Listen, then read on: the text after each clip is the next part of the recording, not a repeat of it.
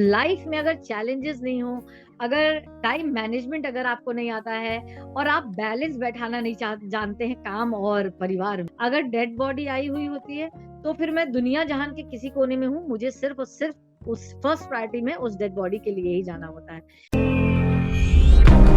She fell, she fought, and in the end, she emerged victorious.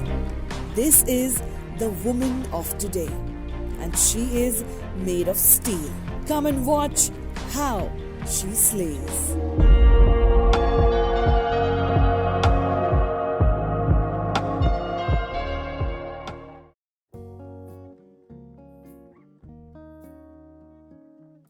कौन है वर्षा की एक बहुत बड़ी जर्नी है और बहुत अलग अलग पड़ाव है उसके। अगर सबसे पहला पड़ाव की मैं बात करूं तो वो है खिलाड़ी का पड़ाव था हमारे उसमें, और उसके बाद एक जैसे जैसे समाज को जरूरत होती गई पड़ती गई और वो उन अलग अलग पड़ावों से मैं गुजरते हुए आज इस मुकाम पे हूँ।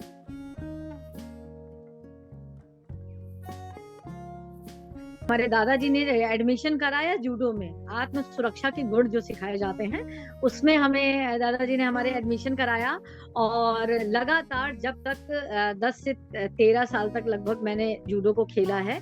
और उसको सिर्फ खेला नहीं है, उसको जिया था मैंने, और चैंपियन रही हूँ जब तक मैं रही जूडो में। मेरे वेट कैटेगरी में मैं खुद चैंपियन रही हूँ, और एक अच्छे मुकाम तक मैंने अपने आप को, जो भी हम अपने देश को अपने दे सकते थे, उन गोल्ड मेडल के जरिए मैंने वो दिया है। और एक अच्छी बात यहाँ पे ये रही कि जूडो को छोड़ने के बाद में मैंने उस हुनर को मरने नहीं दिया।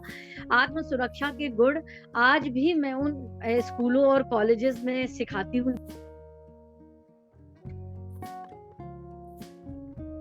जब आप एक बचपन जब आप छोड़ देते हैं, आप समाज में ऐसी भी बहुत सारी चीजें देखते हैं जिसमें लगता है कि अभी सुधार की जरूरत है, या शायद मेरे कुछ करने से कहीं पर किसी का भला हो पाए।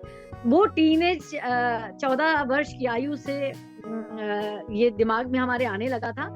और जैसे जनरली बच्चे क्या करते हैं कि स्कूल से आने के बाद में खाते हैं और बस्ता फेंक करके खेलने भाग जाते हैं, थोड़ा सा मेरा डिफरेंट रोल हुआ करता था उन दिनों। मैं क्या करती थी कि स्कूल से आने के बाद खाना खा करके 1 घंटे के लिए 1.5 घंटे के लिए सरकारी अस्पतालों में जाया करती थी, और वहां पे छोटी छोटी सेवाएं देते थे। किसी के लिए दूध ले आना, किसी के लिए जूस ले आना, किसी की रिपोर्ट्स कलेक्ट कर लेना, किसी के पैर दबा देना। ये बहुत छोटी सेवाएं थी जो बिना पैसे के हो जाती थी। फिर धीरे धीरे इन्हीं सेवाओं ने बड़ा रूप लिया, और आज मैं इस मुकाम पे हूँ कि हजारों हाथों के साथ सैकड़ों लोगों की सेवा कर सकती हूँ।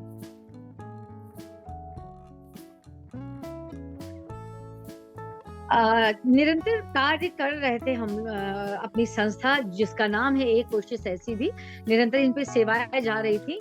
बहुत जब हमारे ऊपर सेवाओं में कभी कोई बाधा आती थी, तब मुझे एहसास हुआ धीरे धीरे कि ये बाधाएं तभी दूर हो सकती हैं जब हम इसको अपना एक नाम दे करके, संस्था का नाम दे करके इसको रजिस्टर्ड करा लें।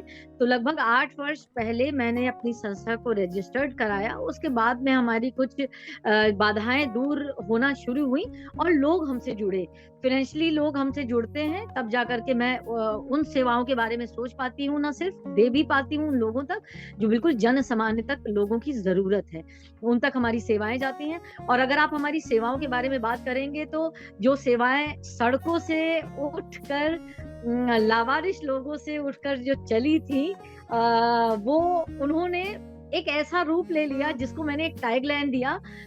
हमारी संस्था का टैगलाइन है कि किसी भी वास्तविक सेवा के लिए आप संपर्क कर सकते हैं।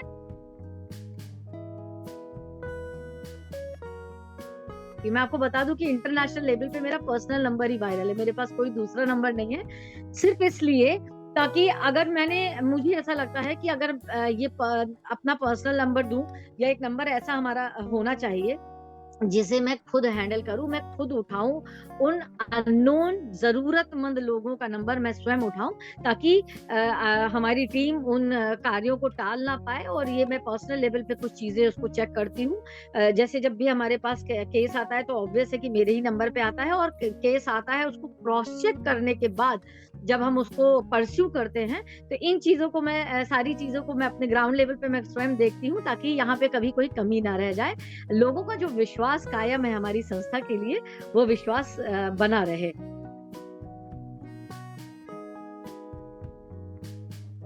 सबसे इम्पोर्टेंट हमारी सेकेंड वेव के बाद जो 2 सेवाएं चल रही है वो मैं आपको बताना चाहूंगी।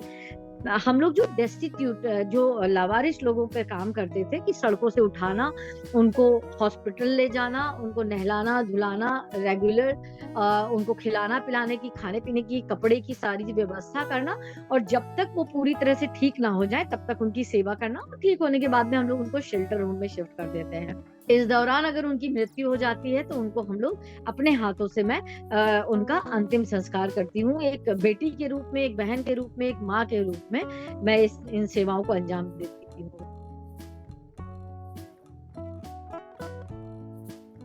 मैं हर मंगलवार को झलकारी बाई अस्पताल में जाती हूँ, महिलाओं को 40 मिनट का सेशन देती हूँ।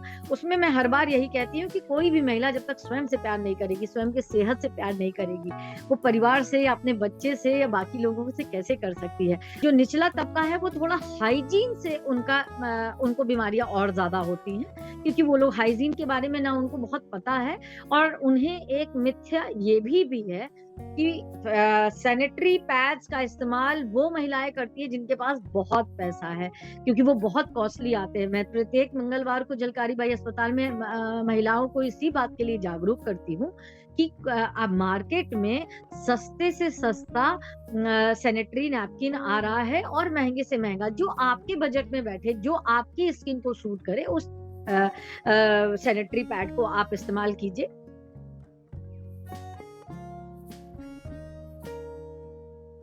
पता है, जो लोग मुझे जानते हैं उन्हें ये बात पता है कि कोई भी नॉर्मल चीज वर्षा के लिए बहुत बोरिंग है। लाइफ में अगर चैलेंजेस नहीं हो, अगर टाइम मैनेजमेंट अगर आपको नहीं आता है, और आप बैलेंस बैठाना नहीं जानते हैं काम और परिवार में, मुझे लगता है फिर मजा नहीं है आपकी लाइफ में। मजा तभी है जब आप बैलेंस भी बैठा लीजिए, आप घर के सारे मजे ले लीजिए, आप शाम को पार्टी में भी हो आइए। मैं आपको एक छोटी सी बात बताऊं, मैं पूरा दिन, क्योंकि मेरा काम ऐसा है, मेरी कुछ सेवाएं ऐसी रहती हैं कि 24/7 की सेवाएं हैं। रात में 2 बजे भी कॉल आ जाती है कि अगर मुझे बताया गया कि रात में 2 बजे कोई महिला कहीं सड़क पर पड़ी है, तो उस महिला को मैं सुबह होने का इंतजार नहीं कर सकती। या कोई डेड बॉडी कहीं पे मिलती है, तो मैं अगर पार्टी में या किसी मीटिंग में बैठी हूँ तो मैं उस डेड बॉडी को वेट नहीं करा सकती। तो मेरे लिए उन चीजों में बैलेंस बैठा करके फर्स्ट प्रायोरिटी किसको देनी है, उसमें सामंजस्य बैठा करके मुझे बैलेंस करके आगे बढ़ना ही पड़ता है। तो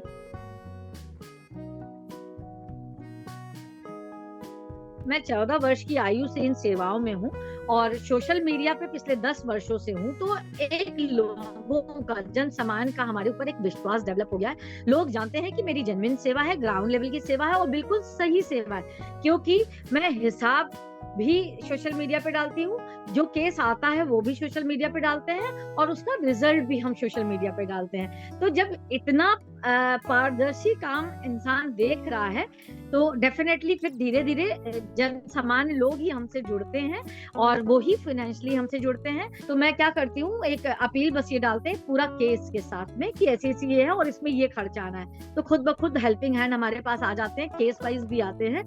तो केस वाइज वो लोग अडॉप्ट कर लेते हैं केस, या उसके लिए हमें फाइनेंशियली इतना स्ट्रॉन्ग कर देते हैं कि वो केस हमारा हैंडल हो जाए।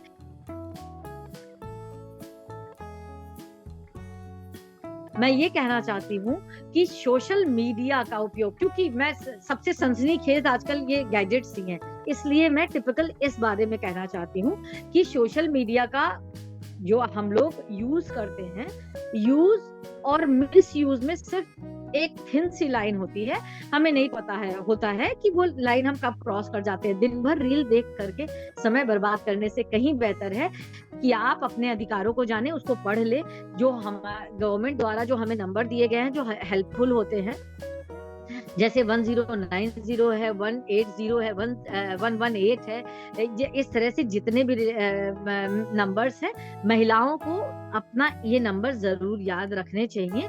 और सोशल मीडिया का सबसे सही उपयोग, जैसा कि लोग हमसे कहते हैं कि तुम अपना सब कुछ जो है फेसबुक पे डालती रहती हो, तुम कितना दिखावा करती हो फेसबुक पर अपने कामों का। तो मेरा सीधा सीधा उन लोगों से यही कहना है कि इतना खूबसूरत दिखावा जिसमें हजारों लाखों लोगों की मदद हो रही है, तो 100% सब लोगों को इस तरह का दिखावा करना चाहिए। तो अगर आप सोशल मीडिया का उपयोग कर रहे हैं तो रील्स में 10% और 90% इस तरह का उपयोग कीजिए, ताकि जन सामान्य तक मदद पहुंचती रहे। और अगर ये मदद पहुंचती रहेगी तो विश्वास जानिए बहुत जल्द हम समाज की एक तस्वीर बदल पाएंगे, खूबसूरत तस्वीर पेश कर पाएंगे।